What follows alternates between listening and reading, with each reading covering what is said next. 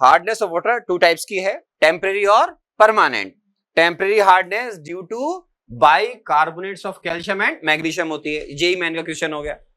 Permanent chloride and sulphates of calcium and magnesium, दो को ध्यान रखना बस, कैल्शियम मैग्नीशियम के क्लोराइड से सल्फेट्स हैं तो परमानेंट, कैल्शियम मैग्नीशियम के बाइकार्बोनेट्स हैं तो टेम्परेरी। जो मैं आपसे बात कर रहा था उसके अकॉर्डिंग कैल्शियम और जो मैग्नीशियम बाइकार्बोनेट्स हैं उसकी वजह से टेम्परेरी हार्डनेस होती है।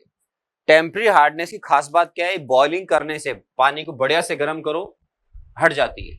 परमानेंट हार्डनेस जो कैल्शियम और मैग्नीशियम की क्लोराइड्स और सल्फेट्स की वजह से होती है वो हीटिंग करने से या बॉइलिंग करने से रिमूव नहीं होती है। तो आपको दोनों के लिए ध्यान रखना पड़ेगा कि जब बॉइलिंग करते हैं मैग्नीशियम बाइकार्बोनेट की तो मैग्नीशियम हाइड्रोक्साइड प्रेसिपिटेट की फॉर्म में बॉटम में सेटल हो जाएगा, CO2 गैस, एरो समझते हैं, CO2 गैस निकल जाएगी हीटिंग करोगे तो। Calcium bicarbonate convert into calcium carbonate plus H2 plus CO2। तो ये आपके जो सब्सटेंसेज है मैग्नीशियम हाइड्रोक्साइड और कैल्शियम कार्बोनेट ये पानी में ऑलमोस्ट इनसोल्यूबल है।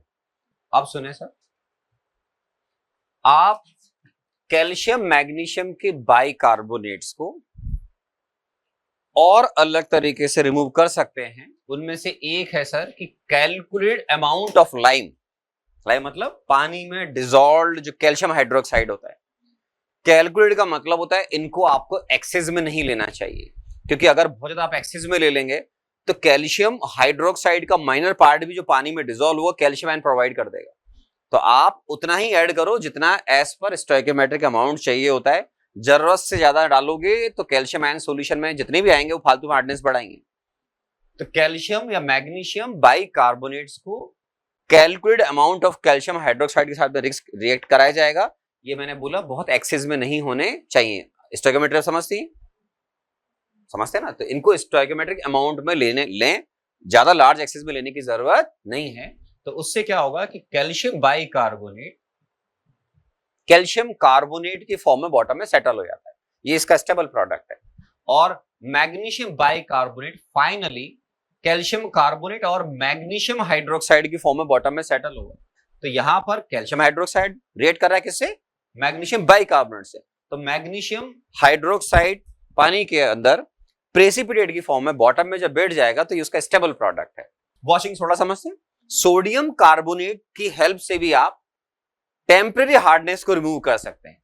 जैसे आपको एग्जांपल लिखा हुआ है, calcium bicarbonate is reacting with sodium carbonate converting into calcium carbonate. ये सोडियम बाइकार्बोनेट में कन्वर्ट हो गया। सोडियम बाइकार्बोनेट को हार्डनेस का कॉज नहीं माना जाता है। दोनों चीजें फिर ध्यान रखना, कैल्शियम मैग्नीशियम के बाइकार्बोनेट्स होंगे तो टेम्परेरी हार्डनेस, कैल्शियम मैग्नीशियम के ही वो आगे बताऊंगा क्लोराइड्स और सल्फेट होंगे तो परमानेंट हार्डनेस। अब देखिए permanent hardness is not removed by boiling तो भूल जाओ, लेकिन उसके अलावा कुछ मेथड हैं जिनकी हेल्प से आप परमानेंट हार्डनेस रिमूव करते हैं। सोडियम कार्बोनेट को ध्यान रखना, ये एक ऐसा कंपाउंड है जो अभी थोड़ी देर पहले देखा था, ये टेम्परेरी और परमानेंट दोनों हार्डनेस को रिमूव करने में कैपेबल होता है। एम का समझते हो, MCl2 तेरे मन में आया तो उसको कैल्शियम लिख ले, मन में आया तो उसको मैग्नीशियम लिख ले, मैग्नीशियम क्लोराइड लिखो और या फिर आप कैल्शियम क्लोराइड लिखो, मैग्नीशियम सल्फेट लिखो या फिर कैल्शियम सल्फेट लिखो। यहां लिखा हुआ है M is equal to whatever you like, calcium और मैग्नीशियम। हाँ सर, एक है sir Calgon method, sodium hexametaphosphate. दो तरीके से लिखते हैं इसको, या तो फॉर्मूला याद रह जाए ऐसे Na6P6O18, या फिर NCERT के हिसाब से पानी के अंदर ये 2Na प्लस और Na4P6O18 2 माइनस में कन्वर्ट होता है। और अगर इनऑर्गेनिक की लैंग्वेज में लिखोगे तो बेस्ट तरीका ये Na2Na4PO3 6। अब आपकी चॉइस है, आप कैसे भी याद रख लो, आपको ये तो याद होना ही चाहिए। ये और ये एक ही बात, मैंने और करके लिखा हुआ है ना, घबराए नहीं, ये अपने हिसाब से लिखा हुआ है, NCERT के हिसाब से लिखा हुआ, जो आपको ठीक लगे।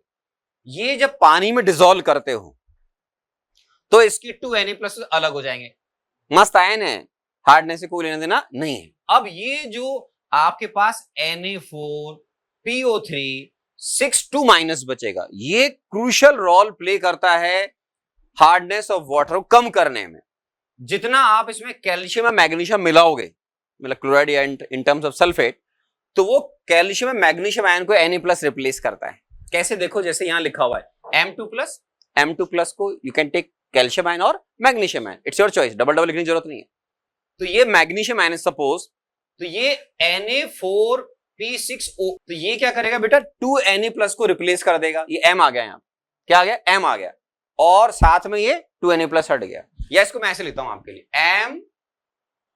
M2+ aqueous plus Na4PO3 6 2 minus, ठीक है, ये आपका 2 Na+ को रिप्लेस करेगा बेटा, तो ये Na2, ठीक है, और साथ में ये M2+, यहां पे M लिख दो सिंपल, मान लो कैल्शियम है, चाहो तो कैल्शियम लिख दो, तो यहां पे कैल्शियम लिख देना, फिर साथ में क्या लिखोगे, PO3 6 2 माइनस प्लस बोलो 2Na+।